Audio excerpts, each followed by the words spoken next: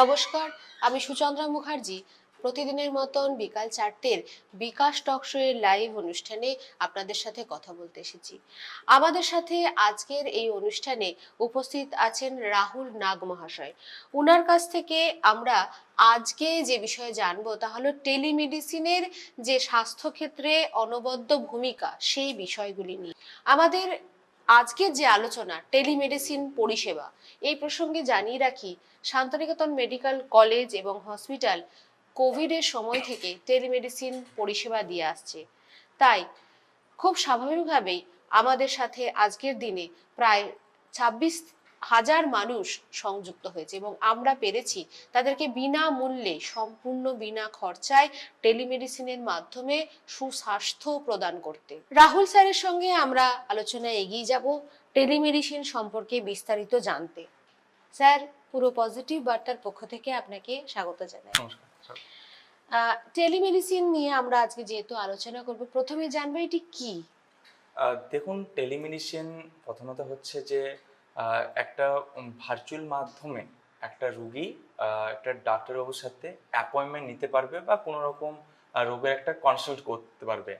তো এর অনেক প্রসেস আছে। প্রথমেই যদি আমি দেখি যে টেলিমেডিসিন কিভাবে চলে, প্রথমে যদি কোনো ডাক্তার কোনো পেশেন্ট একটা ডাক্তারবাবুর কাছে আসে, সেখানে সে চিকিৎসা করে এবং পরবর্তী ক্ষেত্রে যদি সে আসতে না পারে, তখন সেটা টেলিমেডিসিনের মাধ্যমে সেই তার যে রিপোর্ট, তার যে কতটা তার রোগের যে কতটা ভালো হয়েছে, সেটা তার একটা এইভাবে সেটাকে ডায়াগনোসিস করা যায়। মানে প্রথম যে দেখা ডাক্তারবাবুর সঙ্গে সেটা কিন্তু ফিজিক্যালি দেখাতে হবে এবং পরবর্তী ক্ষেত্রে সেটা আমি ভার্চুয়ালের মাধ্যমে বা টেলিমেডিসিনের মাধ্যমে সেটা ডাক্তারবাবুর সাথে অ্যাপয়েন্টমেন্ট করে সেখান থেকে আমরা সেই পেশেন্টের কতটা ইমপ্রুভমেন্ট ঘটেছে তার হেলথের প্রতি, সেটা সেখানে সেটা চেক করা হয় না। আচ্ছা স্যার, যেটা জানতে চাইবো যে টেলিমেডিসিন ব্যবস্থার কি টাইপস গুলো নিয়ে যদি একটু কিছু বলেন।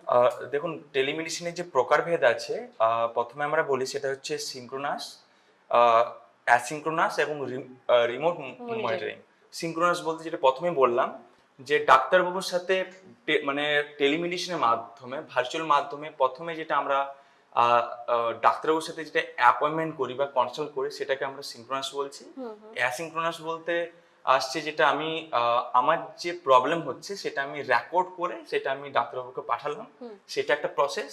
আর থার্ড যেটা হচ্ছে রিমোট মনিটরিং, সেটা হচ্ছে যে ডাক্তারবাবু আমার যে বেসিক্যালি যেটা হয়, যেটা আমাদের ব্লাড সুগার, ব্লাড প্রেসার, এটা রিমোট মনিটরিং মাধ্যমে চেক করা হয়। ওকে স্যার, এই যে গ্রামীণ এলাকায় টেলিমেডিসিন পরিষেবা কিভাবে ব্যবহার করে মানুষ সুযোগ সুবিধা পাবে? দেখুন, প্রথমে আমরা এটা বলি যে আমরা প্রত্যেকেই জানি জিনিসটা যে স্বাস্থ্যই সম্পদ। অনেক এমন মানুষ আছে, অনেক এমন গ্রাম্য এলাকাতে মানুষ আছে যারা সঠিক চিকিৎসা পায় না। আমরা দেখে থাকি গ্রামে বিভিন্ন জায়গাতে, আমার যদি কোনো রকম জ্বর কাশি কিছু হয়, তো আমি সেটা গিয়ে সেখানে একটা যদি ফার্মেসি বা কোনো একটা ওষুধের দোকান থেকে আমি গিয়ে জাস্ট বলি যে দাদা আমার জ্বর এসেছে, আমাকে একটা মেডিসিন দিন, বা আমার কাশি হচ্ছে আমাকে একটা সিরাপ দিন। তো আমার যদি সেই জ্বরটা অন্য কিছু জ্বর হয় বা আমার যদি কাশিটা অন্য কিছু হয়, আমি কিন্তু সেটা জাজ করতে পারি না। আমি বেসিক্যালি প্রথমে একটা প্যারাসিটামল খেয়ে নিই বা কোনো একটা কাশির ওষুধ খেয়ে নিই। যদি আমি টেলিমেডিসিনের মাধ্যমে প্রথমে যদি সেই ডাক্তারবাবুর সাথে একটা কনসাল্ট করি বা আমি যদি কোনোভাবে যাই সেখানে, তো আমি কি করা যেতে পারে না, সেখান থেকে আমি আমার যে পরবর্তীকালে যে মানে সমস্যাটা হচ্ছে, জ্বর কাশি সবকিছু একটা ভার্চুয়াল মাধ্যমে আমি আমার সিমটমসগুলো ডাক্তারবাবুকে বললাম, ডাক্তারবাবু আমাকে প্রেসক্রাইব করে দিল এই মেডিসিনগুলো খাওয়া উচিত এবং এই টেস্টগুলো করা উচিত। তো সেই ক্ষেত্রে আমার মনে হয় গ্রামে যে সকল চাষবাস করে বা যে সকল মানুষ ব্যবসা করে, দিন মজুর, দিন আনে দিন খায়, এখনকার জগতে প্রত্যেকটা মানুষের কাছেই আমার মনে হয় ডিজিটাল যে ফোন আছে, আমাদের স্মার্টফোন আছে, প্রত্যেকটা মানুষের কাছে আছে। যদি তারা টেলিমেডিসিন পরিষেবাটা গ্রহণ করে, তাহলে তারা এখানে না এসেও কিন্তু অনেক সময় সেই মেডিসিন পরিষেবার মাধ্যমে ডাক্তারবাবুদের সাথে কনসাল্ট করতে পারবে এবং তাদের চিকিৎসা করতে পারবে। তো এই ক্ষেত্রে আমার গ্রামের মানুষদের একটা ডেভেলপমেন্ট হতে পারে স্বাস্থ্য একদমই দিক তাই। থেকে। গ্রামীণ এলাকায় স্বাস্থ্য পরিষেবার টেলিমেডিসিন একটি অত্যন্ত গুরুত্বপূর্ণ ভূমিকা পালন করেছে এবং শান্তিনিকেতন মেডিকেল কলেজ মলয়বাবুর সান্নিধ্যে গড়ে ওঠা যে কলেজ, এখান থেকেও কিন্তু আমরা বিগত করোনার সময় থেকে টেলিমেডিসিন পরিষেবা দিচ্ছি এবং বহু মানুষ এর সুফল ভোগ করছে। এই প্রসঙ্গে জানতে চাইছি স্যার, যে পেশেন্ট এবং ডাক্তারবাবুর কি সুবিধা আছে যে টেলিমেডিসিন যদি তারা ব্যবহার করে? দেখুন, প্রথম কথা হচ্ছে যে যখনই আমরা দেখেছি যদি কোথাও আমরা ডাক্তার দেখাতে যাই, অনেক ক্ষেত্রে কি হয় যে আমাদেরকে লাইন দিতে হয়। সকাল থেকে লাইন দিলাম, একটা রিপোর্টিং টাইম, সেখানে নাম লিখালাম, ঠিক আছে? হুম। তারপরে অনেকক্ষণ ওয়েট করে একটা পেশেন্টের পক্ষে আমার মনে হয় না সেই লাইনে ধাক্কাধাক্কি দিয়ে রাখা, বা একটা যে ডক্টর বাবু সে একসাথে এতগুলো পেশেন্টকে কন্টিনিউয়াসলি আসছে, সেই পেশেন্ট দেখছে, এবং একটা উম, অনেকটা এখনকার এই কোভিডের পর থেকে একটা এমন হয়ে গেছে না যে বিভিন্ন রকম পেশেন্ট আসছে, বিভিন্ন রোগের পেশেন্ট আসছে।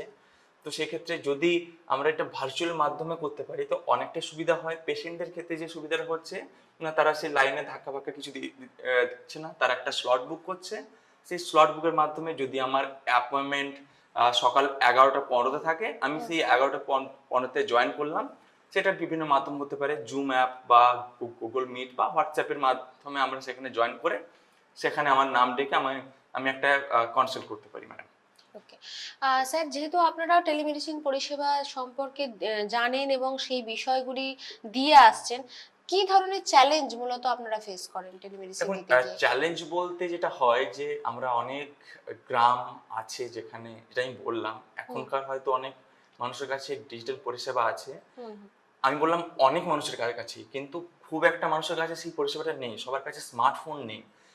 পর্যাপ্ত পরিমাণে যে ইন্টারনেট ব্যবস্থা সেটা কিন্তু প্রত্যেকটা গ্রামে অ্যাভেলেবেল নেই। হুম। তো এক্ষেত্রে কি হয়, যদি কোনো পেশেন্ট চাই যে আমি টেলিমেডিসিন দেখাবো, টেলিমেডিসিন আমি কোনো ডাক্তারের সাথে কনসাল্ট করব, অ্যাপয়েন্টমেন্ট নেবো, তো সেই ক্ষেত্রে একটু অসুবিধা হয় যখন তারা জয়েন করে। অনেক সময় নেটওয়ার্কের ইস্যু হয়, অনেক সময় তারা ঠিকঠাকভাবে জিনিসটা বলতে পারে না। হুম। তো এই একটা চ্যালেঞ্জ আমাদের কাছে অনেক মানে আসে। যদি এটা অবশ্য সময়ের সাথে সাথে এটা ডেভেলপমেন্ট হবে এবং হুম। আস্তে আস্তে এই জিনিসটাও তার সমাধান হয়ে যাবে। স্যার, আমরা জানতে চাইছি যে আর্টিফিশিয়াল ইন্টেলিজেন্স এর সাথে কি টেলিমেডিসিন ব্যবস্থাকে কোনোভাবে যুক্ত করা যেতে পারে?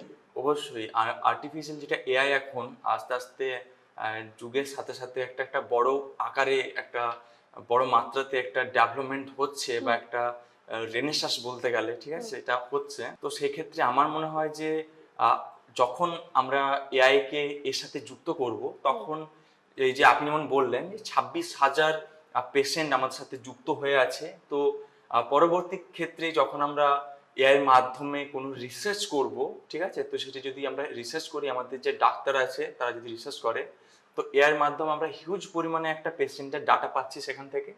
পাশাপাশি কি হচ্ছে না, আমাদের যে আহ, আহ, মানে আস্তে আস্তে এআই এমন একটা জিনিস না যে আহ, মানে পুরোপুরি নিখুঁত যে জিনিসটা আছে সেটা সে প্রকাশ্যে নিয়ে আসে। আমাদের যদি কোনো ডায়াগনোসিস অনেক সময় হয়, যেটা আমরা টেলিমেডিসিনের মাধ্যমে করি, তো সঠিক ডায়াগনোসিস কিন্তু হয় না, ম্যাডাম।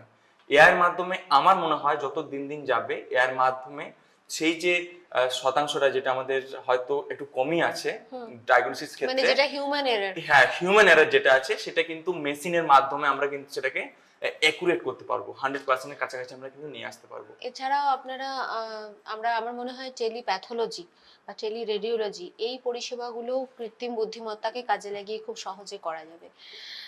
আমার খুব ভালো লাগছে যে আমাদের সঙ্গে রয়েছেন রাহুল নাগ মহাশয়। উনি খুব সুন্দরভাবে পুরো জিনিসটা বোঝালেন এবং একই সাথে টেলিমেডিসিন পরিষেবা এর মধ্যে বহু মানুষ উপকৃত হচ্ছে।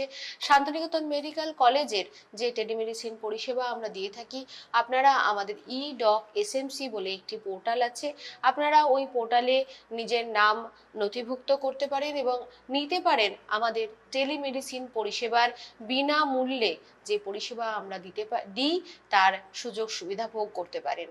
আমাদের এই পুরো জিনিসটি যার মাথা থেকে প্রথম বেরিয়েছিলেন ডক্টর মলয়পিত স্যারকে আমরা এই টেলিমেডিসিন পরিষেবা শান্তিনিকেতন মেডিকেল কলেজ এবং হসপিটাল থেকে চালানোর জন্য অসংখ্য ধন্যবাদ জানাই, কারণ বহু মানুষ এর দ্বারা উপকৃত হচ্ছেন। ধন্যবাদ জানাই সেই সমস্ত মানুষদেরকে যারা নিঃস্বার্থভাবে এই বিষয়গুলির সঙ্গে যুক্ত আছেন এবং কাজ করে চলেছেন। আজকের আলোচনা আমরা এখানেই শেষ করছি। ভালো থাকবেন সকলে। ধন্যবাদ। ধন্যবাদ।